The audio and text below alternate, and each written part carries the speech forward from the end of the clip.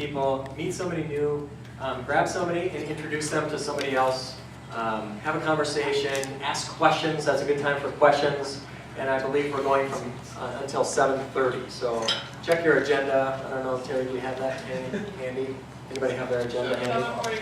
7:45. 7:45? Okay. So after Dr. Justin is done, we meet back here at 7:45. And we'll go from there. Okay.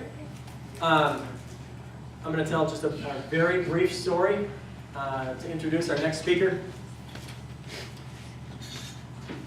Was I dressed up, Justin? It's Halloween. I was dressed up like the Matrix, Keanu Reeves. It was Halloween. I was speaking over at the college, and I spoke at the college in my costume. And then I was down in the bookstore, and I was accosted by a very, very large guy, and he came up to me and he got in my personal space bubble. Christy, you've done a good job training him since then, because he was kind of bad at the space bubble thing. He walked right into my space bubble and he said, "Hey, I'm going to come to your office and I need an internship." And he said that without smiling, and he's a fit guy now, but he was bigger back then. You can say fat. No, I wouldn't say fat. He was an ominous dude. So I took like a step and a half back, because he was in my bubble, and I was thinking to myself, how do I get rid of this guy?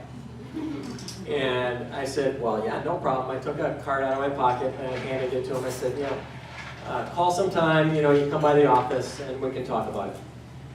And to my chagrin, he called. And I couldn't get rid of him that easy.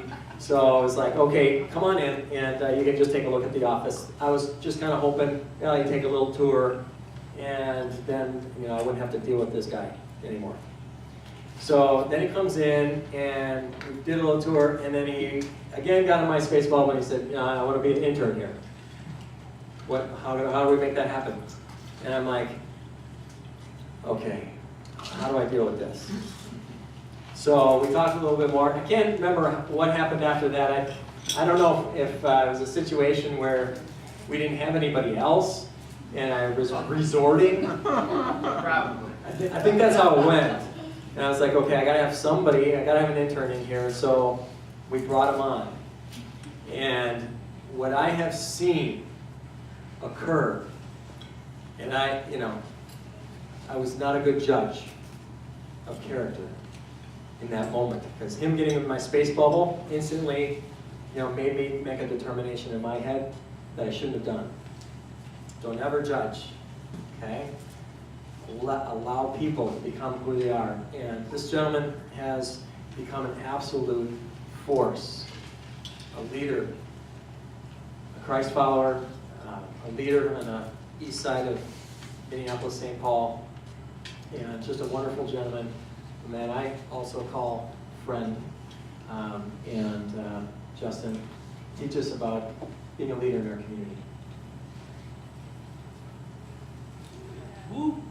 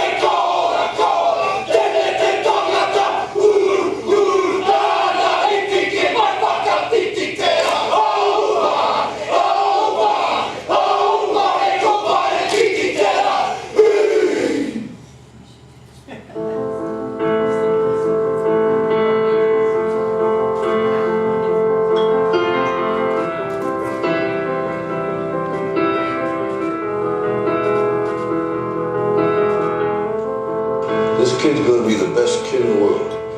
This kid's gonna be somebody better than anybody ever knew. I'm gonna show you how great I am. Don't ever let somebody tell tell you you can't do something. You got a dream, you gotta protect it. People can't do something themselves, they want to tell you you can't do it.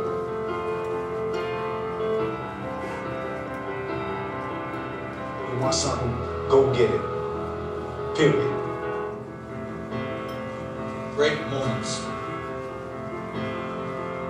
are born great opportunity. And that's what you have here tonight. That's what you earned here tonight.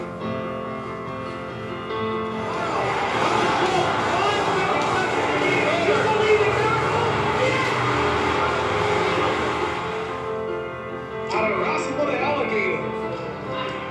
That's right. I have wrestled with an alligator. I done tussled with a whale. I done handcuffed lightning, throw thunder in jail. That's bad. Only last week, I murdered a rock, injured a stone, hospitalized a brick. I'm so mean, I make medicine sick. Man, dude. Bad. Fast. Fast. Fast. Last night I cut the light off my bedroom, hit the switch, was in the bed before the room was dark. Fast.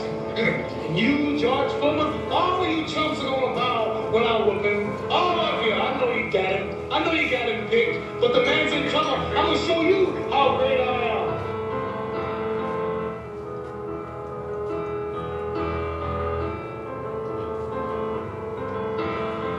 Inch by inch, play by play, till we're finished.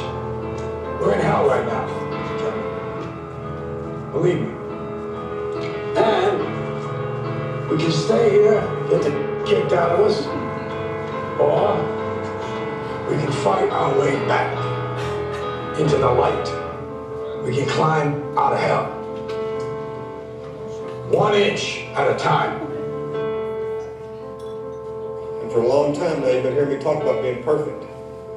Well, I want you to understand something. To me, being perfect is not about that scoreboard out there. It's not about winning. It's about you and your relationship to yourself and your family and your friends. Being perfect is about being able to look your friends in the eye and know that you didn't let them down because you told them the truth. And that truth is that you did everything that you could. There wasn't one more thing that you could have done. Can you live in that moment as best you can with clear eyes and love in your heart, with joy in your heart? If you can do that, gentlemen, then you're perfect.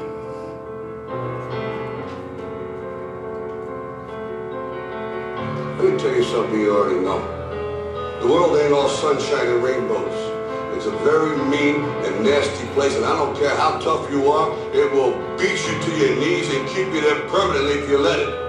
You, me, or nobody is gonna hit as hard as life. But it ain't about how hard you hit. It's about how hard you can get hit and keep moving forward. How much you can take and keep moving forward. That's how winning is done. Now, if you know what you're worth, then go on and get what you're worth. But you gotta be willing to take the hits and not pointing fingers saying you ain't where you wanna be because of him or her or anybody. Cowards do that, and that ain't you. You're better than that.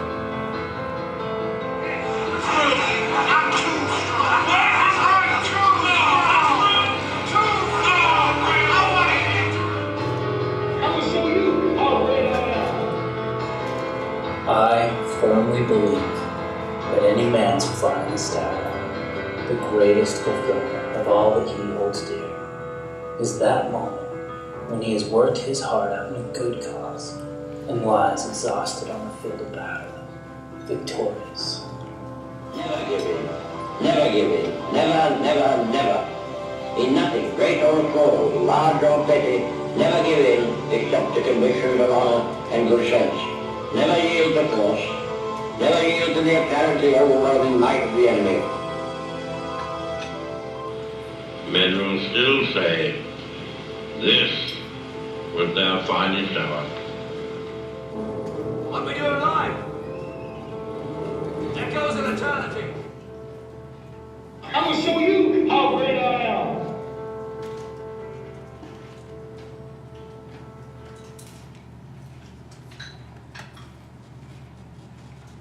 Are you done? Yep, that's it. All We're gonna right. go home, huh? That was great. Good. Watch the video, and you guys know how great I am, and good to go home. Or at least you know who won that game in 1993. That's pretty good. Thanks a lot. Okay.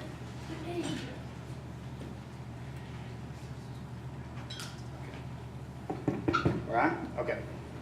So, why start out a community-based leadership talk on who I am or how great I am or that topic?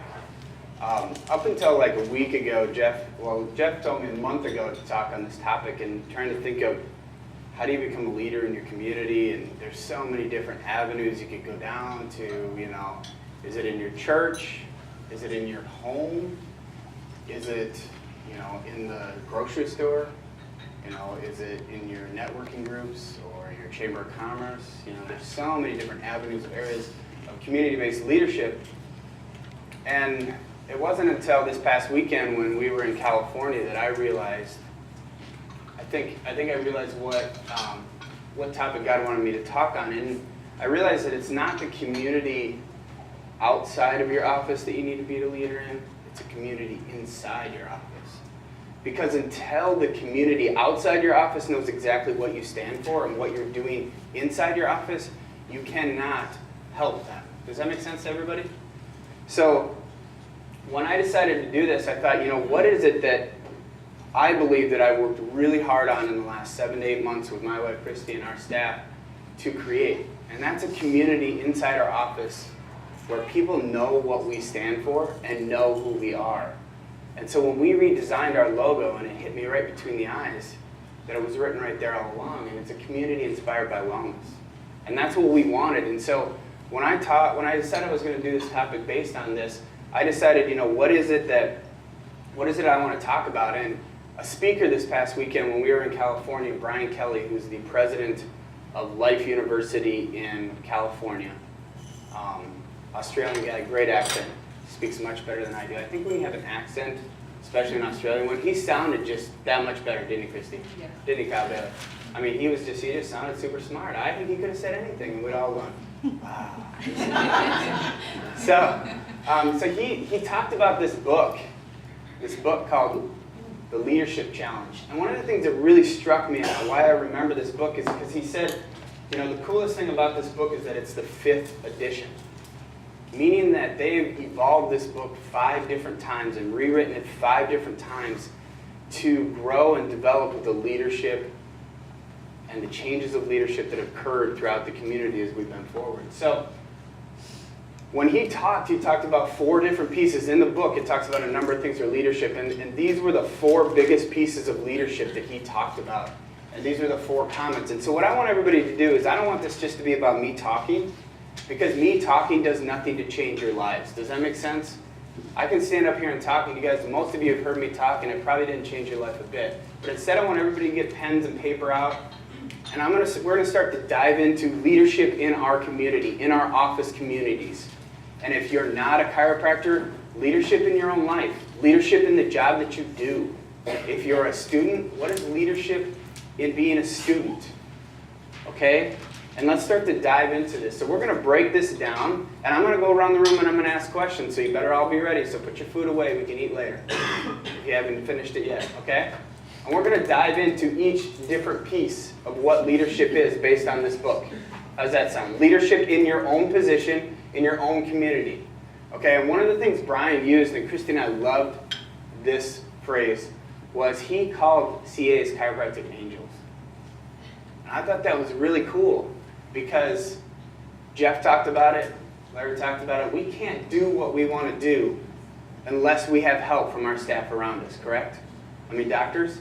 When was the last time, John, you got something done without the help of someone around you? Never.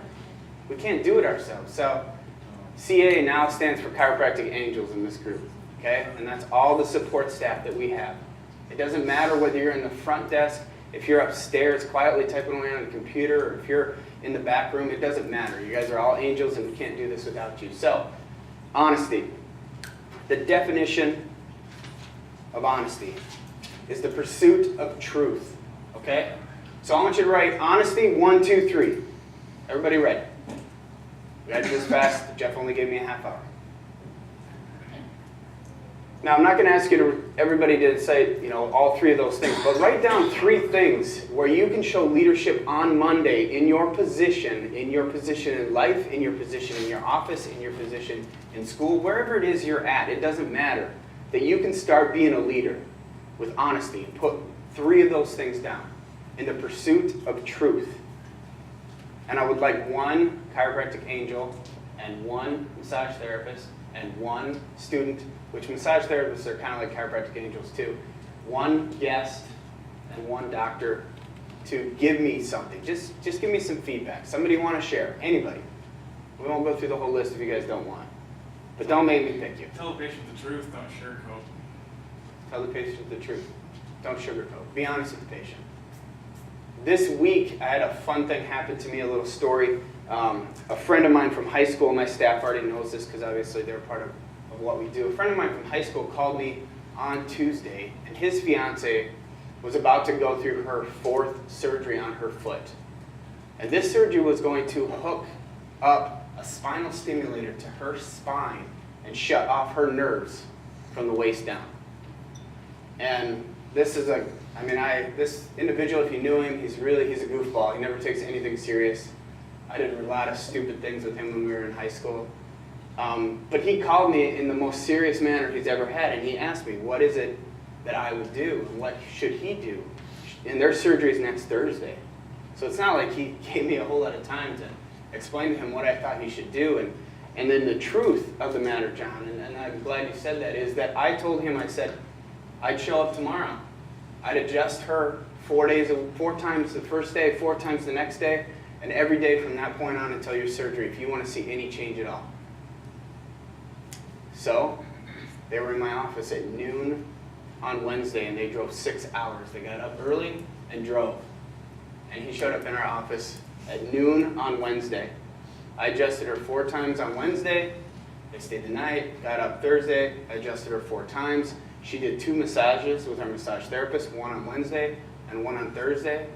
And when she went home on Thursday, she told me that the best thing that had happened to her since she was there was the fact that she could stand and take a shower for the entire shower for the first time in 2 years. She didn't say anything about her foot pain, even though that was part of that whole deal. I know that. But that was the value it added to her life. And if I didn't tell her the truth and be honest with her and would have just said, you know what, the surgery is probably your best option. There's not a whole lot we can do. There's only a week. I don't know if there's enough, and you got to travel all this way, and it's 6 hours, and you got to work. And if he would have came up with all the excuses, but we told the truth. I was honest in what I felt he could do, and now she's not going to do the surgery on Thursday. We're going to start working with the chiropractor in their town, which isn't the easiest thing to do, and start teaching them that they need to see their patients more. Okay, so honesty, truth. Let's do one more. A student.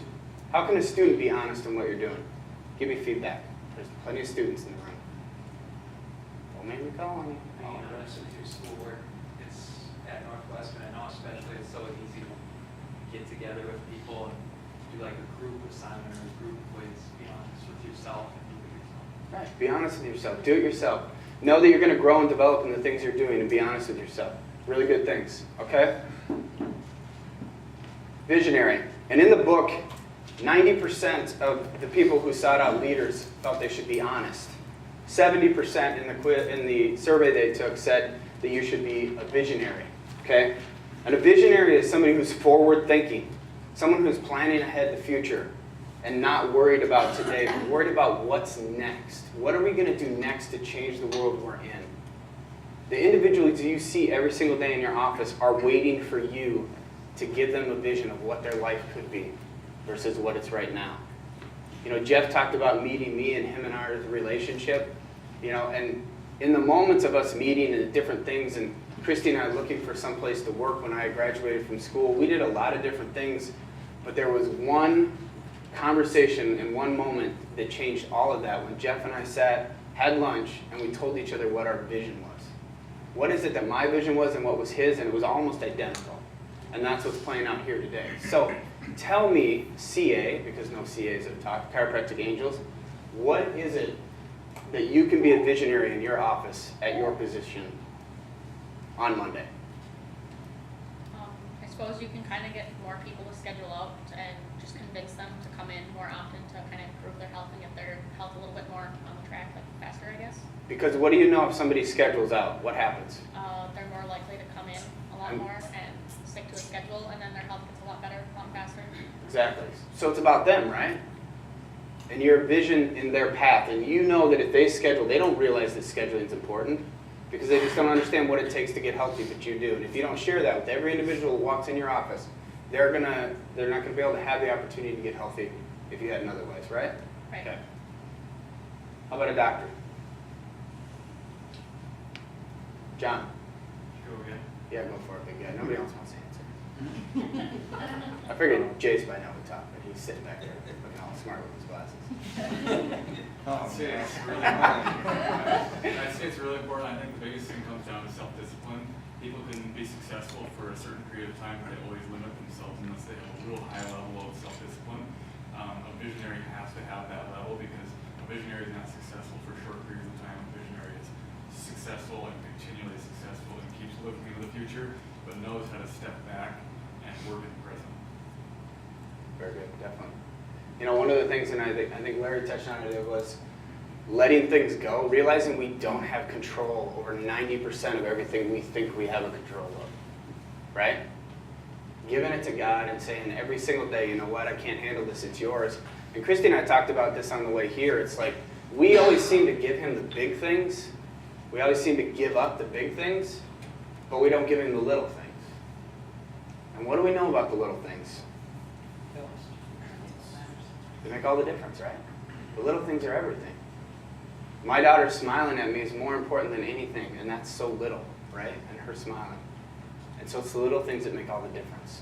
So really got to start to learn. If you want to be a visionary, you've got to have that focus time. You have to have quiet time, and you have to give it away. Every single day, give it away. Have that hour of power or your morning ritual. How many people do that here? Consistently have that morning ritual, right? Okay? So look around the room. That's not enough people. If we're going to change the world, if we're going to have a vision, we all need to get up every morning and spend 10 minutes minimum in some quiet time, in some preparation for our day, so that you can have the life you want, because it's not going to happen by chance. You've got to be a vision in your own life, in your own position, and doing and changing the lives that you get to touch every single day. Because I'll guarantee, if Haley, and Larry touched on this too, if Haley doesn't have a great experience, if her parents don't have a great experience walking in day one, they walk out of that office and her life has not changed. And she continues to go down the same road, seeing the same doctors with the same drugs, and before you know it, they're taking out bowels and all these spare parts and doing all kinds of crazy stuff, right? Just like the gal came into my office and they wanted to attach a machine to her spine to cut off her nervous system. You've got to have a vision. You've got to be big. Inspiring. And it seems like Nelson Mandela is kind of the topic here. Isn't it true you always become more popular after you die than when you're alive, right? He is a very strong leader. So, inspiring. Definition of inspiring is to be the type of person you want to be.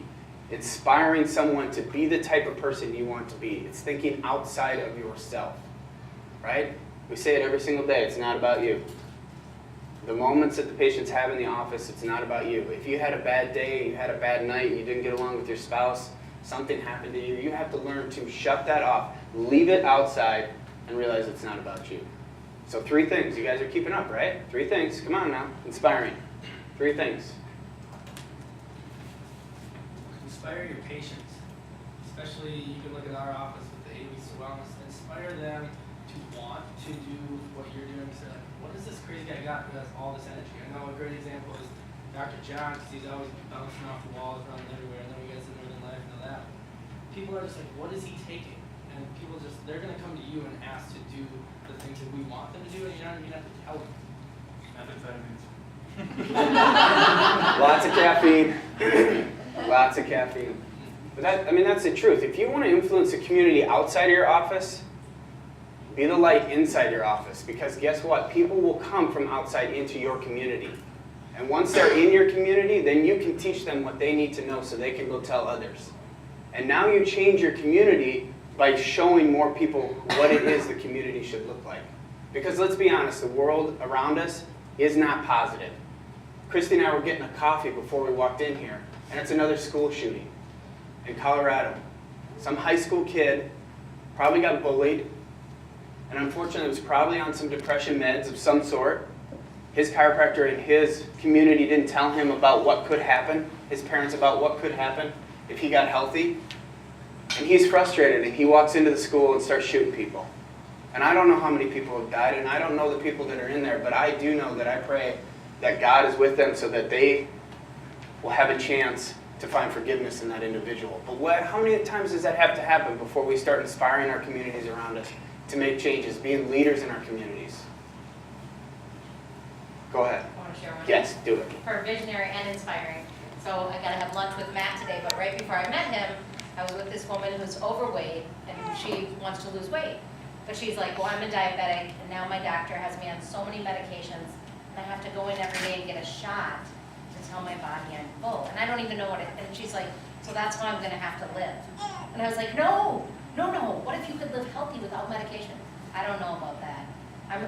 She wasn't even that old. She was like 45, 50 years old. I'm like, no. And so just painting a vision for her of like, that's not the truth. You don't have to. And if I would have had your card, I would have given it to her. But I didn't, and so maybe I should get a lot of cards today. We'll get her. Everybody. But Jace is my main. We'll talk to her. But just painting a vision that Showing medication. people what life could be like. What is it that life could have in it? All these different pieces that we have.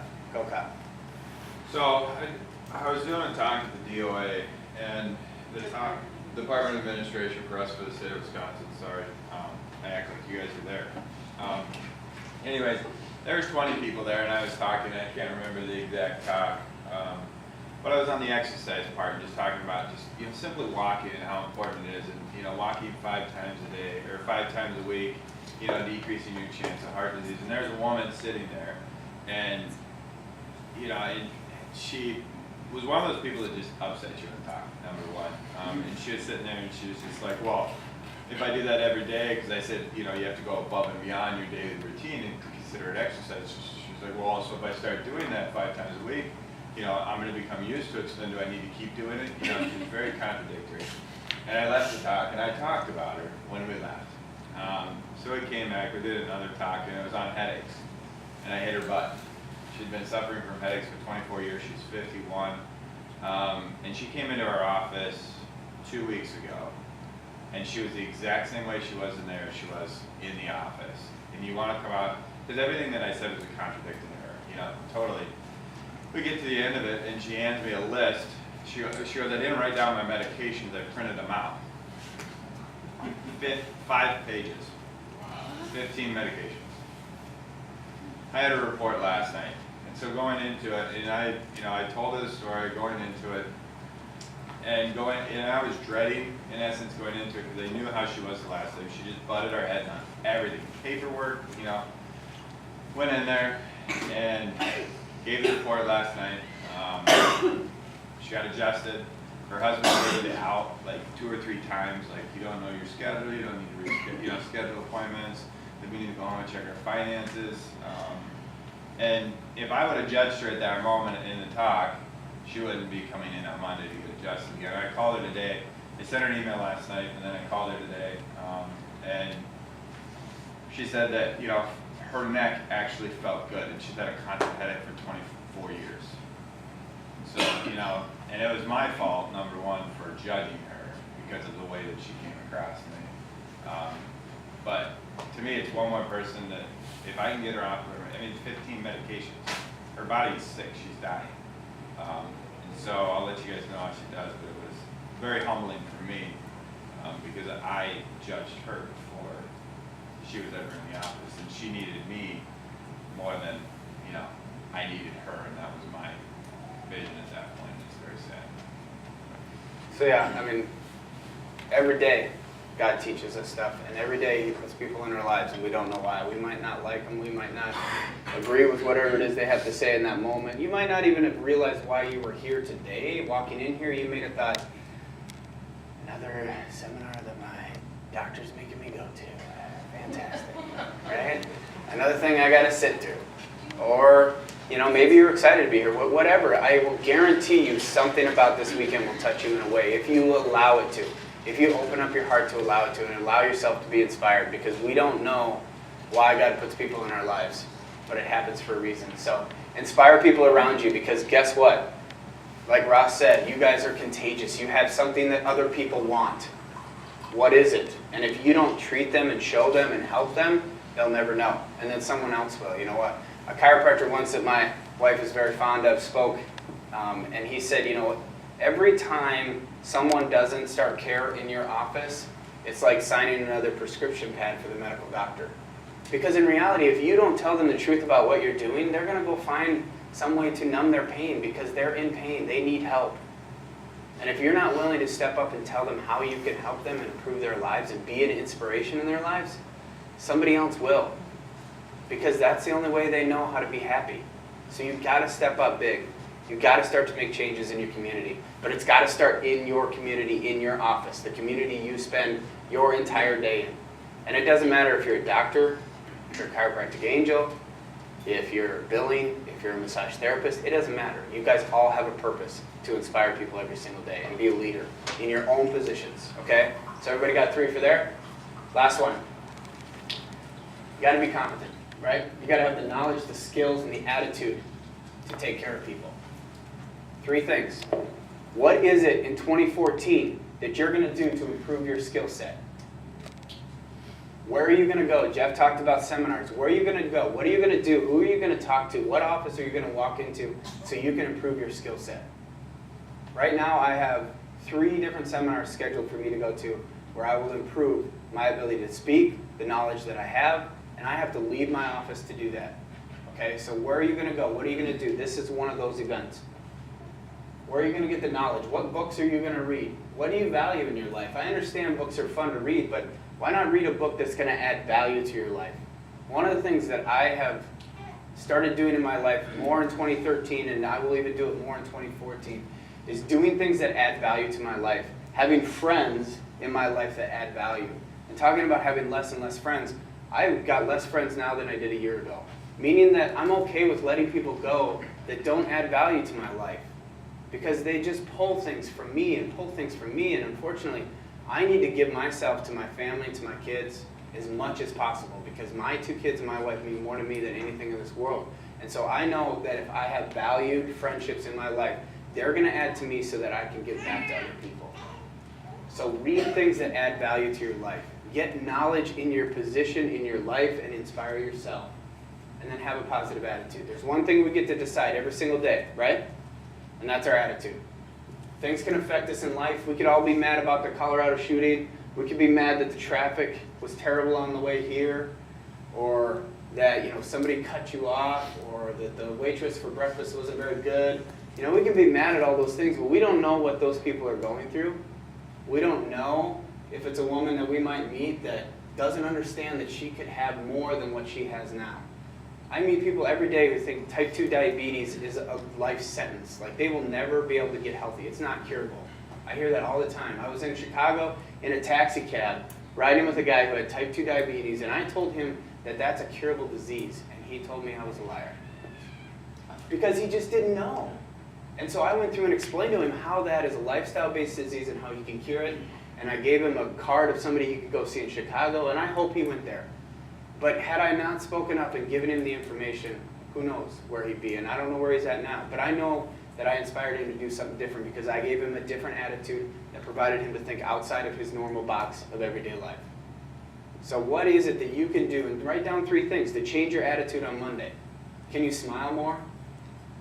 Can you get up from behind the front desk and greet that new patient that walks into your office? Thank them for coming. Let them know that you can help, and anything they need, you can help as a front desk chiropractic angel. As a doctor, can you go to that person sitting over there and filling out paperwork and say, "Hey Tyler, welcome to the office. I'm Dr. Justin, Anything you need, let me know. Let my staff know. We're here to help you. When you're done filling out the paperwork, we're going to help you. You know, one of the things that another speaker talked about this weekend was, why as doctors do we need to wait and stand back and wait until they go to the room and then talk to them? You know, make the point to go up and talk to them. They're sitting there. They don't know. They've never been to a chiropractor. Maybe they have, but they're scared. They don't know. As a doctor, as staff, any staff member, walk up and shake the person's hand and say, hey, welcome to the office. We're going to be able to help you. Let us know if we can help you fill out your paperwork, whatever you need. Okay? Have that attitude. Write things down right now that you're going to change on Monday to change your attitude and change your knowledge so you can be better at what you do and serving people. Because you don't know who's going to walk in the office and who you're going to be able to change. Christy's going to talk about a patient in our office with a story tomorrow, and I'm not going to ruin it, but you don't know what's going to walk in your office and the life you're going to change. You don't know where they're at. So be ready for that. So this is probably the biggest one. If you just wrote down attitude and not even competence, that would be huge, okay? So 3 things you can change in your life. And that, if you're not a doctor or you're a student, what kind of attitude can you have towards school? What type of attitude can you have towards your work and the people you're dealing with? Start becoming a leader and making some changes in your life. Okay, everybody got all 3 things down? So, I'm going to go back here. So, these are the top 4 things that the book talks about the leadership challenge. And basically challenging yourself. So maybe in 2014, we should all get this book and read it together as a big fish group. Since leadership seems to be our theme, my theme for 2014 is creating a message that has certainty beyond anything else. Because what I know is that some of the kids I've seen at the end of this year that are 5 years old, that are still pooping their pants and still in diapers, and they've been through the system and they're on all kinds of meds, or a Brody who at age 4 months took a vaccine and now he can't walk, he can't talk, he can't speak, he doesn't see, and now at 5 we're trying to help him out and take him off all the drugs that he's on because his parents don't know what to do. Okay? Let's take this leadership challenge as a group. If you guys are with me, I'm up for it.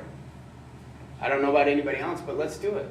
Let's read a couple, we'll figure out how many chapters in the book and we'll read it, 12 months, and we'll read enough chapters each month to make a difference. And if you're a guest, join with us. We'll do it together, and we'll create an email or a Facebook page or whatever where we can start to do this if you guys are in.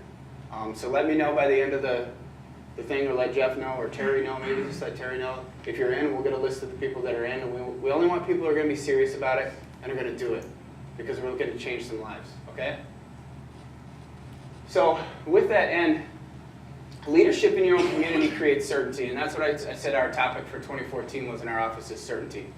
So my question is for you, is if Sue walks into your office tomorrow, and Sue has headaches, and you tell Sue the story about headaches and how you're going to help her and change her life, and you start adjusting her, and you start doing all the things that you know to do, you educate her on how to eating healthy, and telling her that exercise is good for her, and get her in with a massage therapist because we know that relaxing muscles creates health and quality and removing those toxins from the body.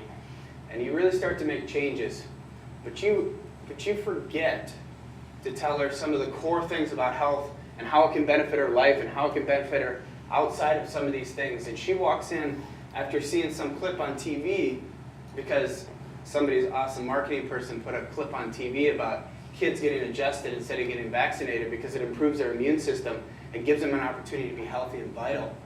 And her son yesterday got a shot, and now he's in the hospital, and he's dying or he's paralyzed. And you failed as a doctor, as a chiropractic angel, as a student, as a guest here, because you guys are now accountable too. You failed to tell that mother that there might have been another option for that child. That's on you. Let it sink in, because that's on you. When you don't tell people what you know and you don't lead people in your own community by making a difference, that becomes on you. And you don't have to be the doctor. You can be the CA, chiropractic angel. You could be the guest that's sitting here. You could be anybody. You don't have to be the doctor to be on you, because we're all responsible for the lives that we touch in our community. And that community reaches out into your family. So if you meet somebody in your church and you don't tell them the truth when they tell you they're unhealthy or they're struggling with this, that, or the other thing, and you're not big enough to step up and tell them, that's on you.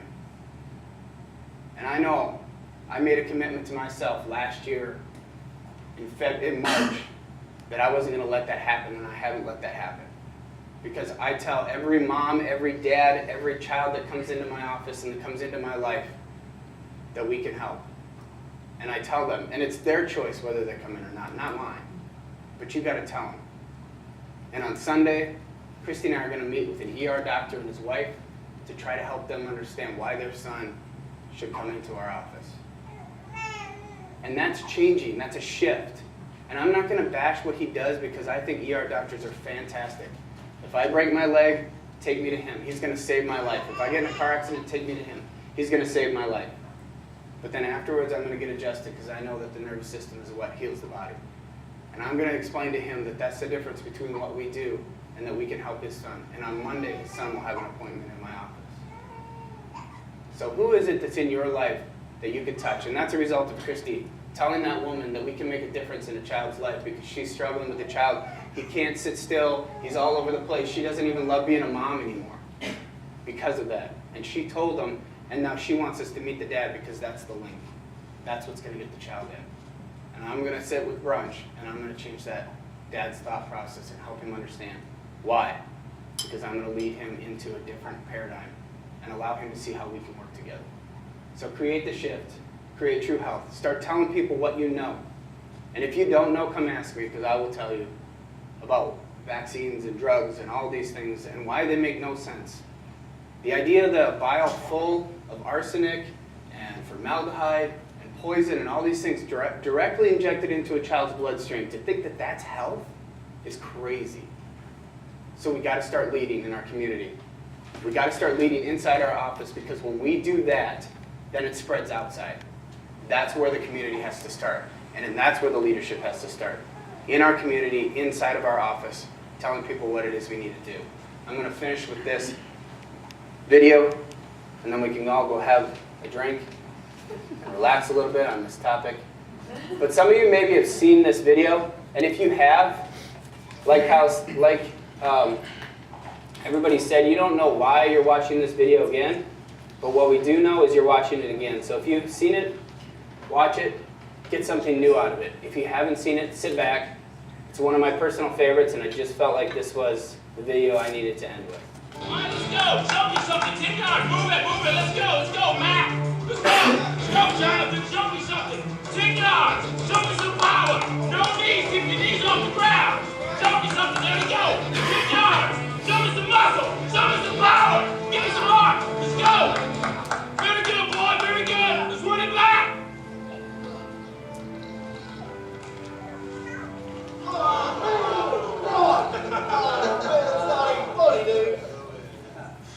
So, Coach, how strong is Westview this year?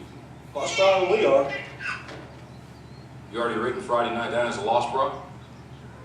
Well, not if I know we can beat them. Come here, Brock. You too, Jeremy. What, am I in trouble now? Not yet. I want to see you do the death crawl again, except I want to see your absolute best. What, you want me to go to the 30? I think you go to the 50. 50. I can go to the 50 if nobody's on my back. I think you can do it with Jeremy on your back. But even if you can, I want you to promise me you're going to do your best. All right. Your best. Okay. You going to give me your best? I'm going to give you my best. All right, one more thing. I want you to do blindfolded. Why? Because I want you giving up at a certain point when you can go further. Get down. Jeremy, get on his back. Good time hold, Jeremy. All right. Let's go, Brock. Keep your knees off the ground. Just your hands and feet. There you go. A little bit left. A little bit left. There you go. Jeremy, get up. That way, Brock. Keep coming. There you go. Good start. A little bit left. A little bit left. There you go, Brock. Good strength.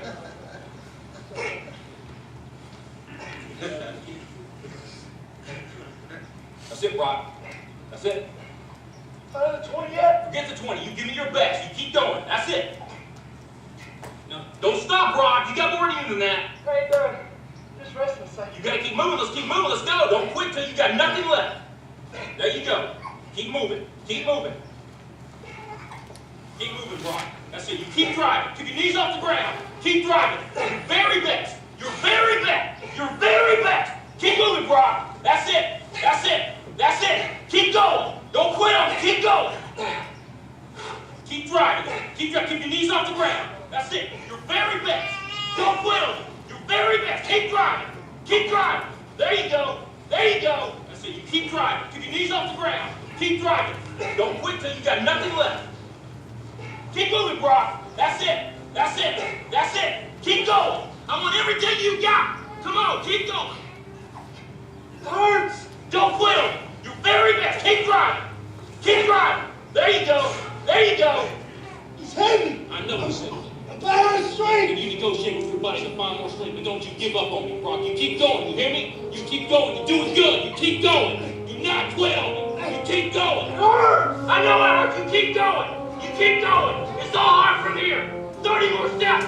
You keep going, Brock. Come on. Keep going. Burn. And let it burn. It's burn. It's all hard. You keep going, Brock. Come on. Come on. Keep going. You promised me your best. Your best. Don't stop. Keep going. Too hard. It's not too hard. You keep going. Come on, Brock. Give me more. Give me more. Keep going. 20 more steps. 20 more. Keep going, Brock. Give me your best. Don't quit. No. Keep going. Keep going. Keep going. Don't quit. Don't quit. Don't quit. Brock Kelly, you don't quit. Keep going. Keep going. No, Brock Kelly, you don't quit on me. No, you keep going. You keep going. Go, Brock. 10 more steps. 10 more. 10 more. 10 more. Keep going. Don't quit.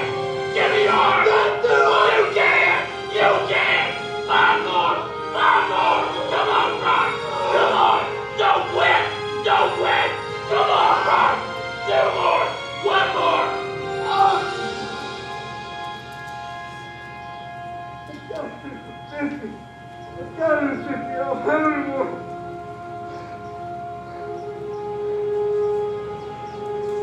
Look up, Brock.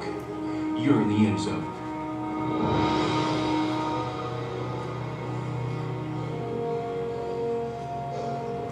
Brock, you are the most influential player on this team. If you walk around defeated, so will they. Don't tell me you can't give me more than what I've been seeing. You just carried a 140-pound man across this whole field in your arms. Brock, I need you. God's gifted you with the ability of leadership. Don't waste it. Coach? Can I count on you? Yes. Coach? What is it, Jack? I wear 160.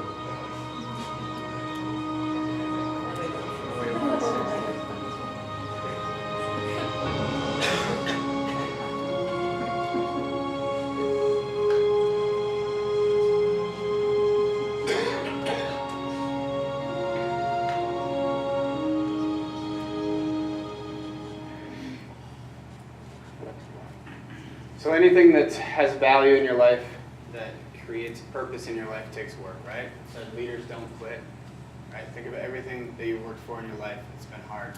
My relationship with my wife takes work. My relationship with God takes work every day. My relationship with my staff and my office take work every day. So start being leaders on Monday. Start changing lives. Realize that we all have the power to do that. It's not just about the doctors. It's not just about chiropractic angels and massage therapists or the guests. It's about all of us making a difference and changing lives, because that's what you can do and that's what you have the power to do. So make the changes on Monday, and I hope you guys all have miracles to talk about in May. Thank you.